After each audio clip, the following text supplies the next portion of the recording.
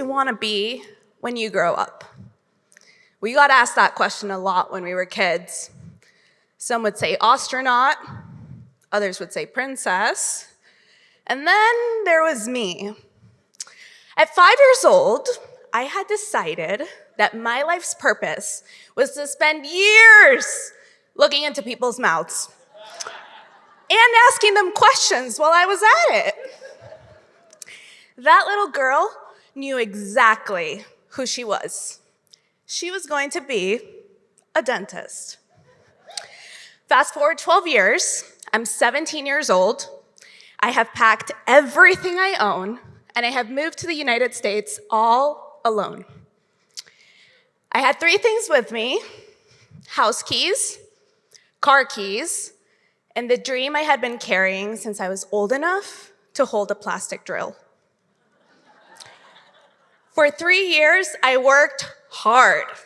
I checked every box, I met every requirement, and I crafted an application that I was proud of. My closest friends were on the same path, same classes, same clubs, same sleepless nights, and together we waited for December 1st to come around. We called it D-Day, Decision Day. Slowly, all my friends started sharing that they had gotten accepted into dental school, and I was so happy for them. But as the day went on, I waited for my turn to come.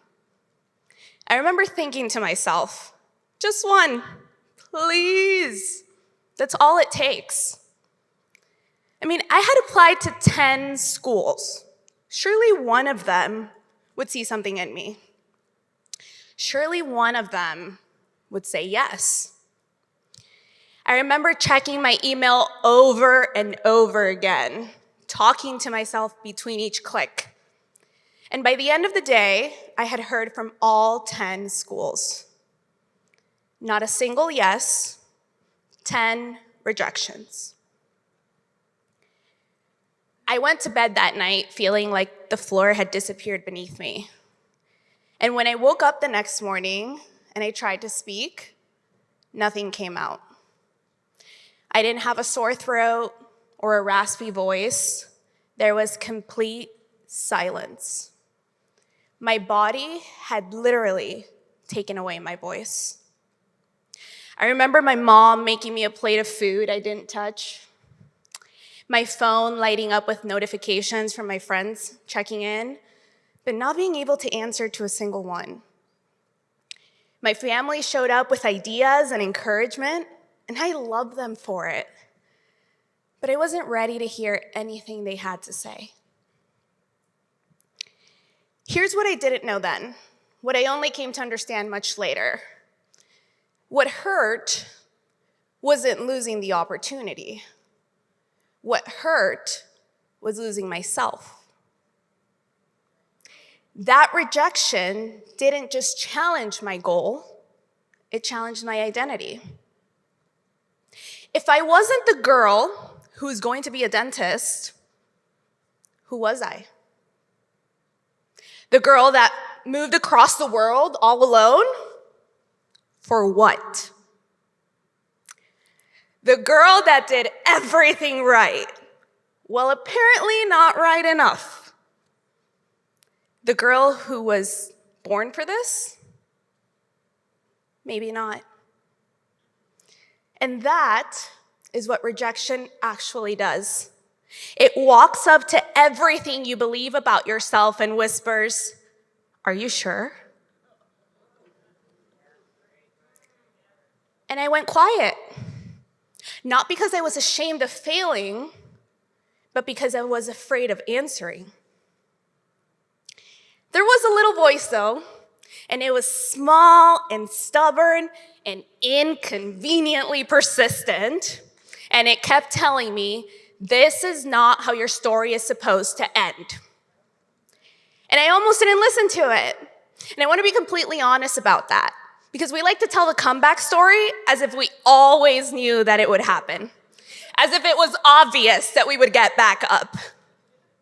But in that moment, it wasn't obvious. It felt almost ridiculous to try again. I chose to listen. Except I didn't just try again. I started by asking myself a question that changed everything. Who do you want to become? And sitting with that question cracked me open in the best way possible. I realized that for 3 years, I had been performing to someone else's version of ready. I was following my friends' leads, writing essays that sounded like everyone else, shrinking myself to fit into this mold instead of showing what made me different. So I made a choice. I walked away. I stopped obsessing over comparison forums and other people's statistics. I auditioned for a professional salsa team, and I made it. I traveled across the country performing on stages with some of my best friends.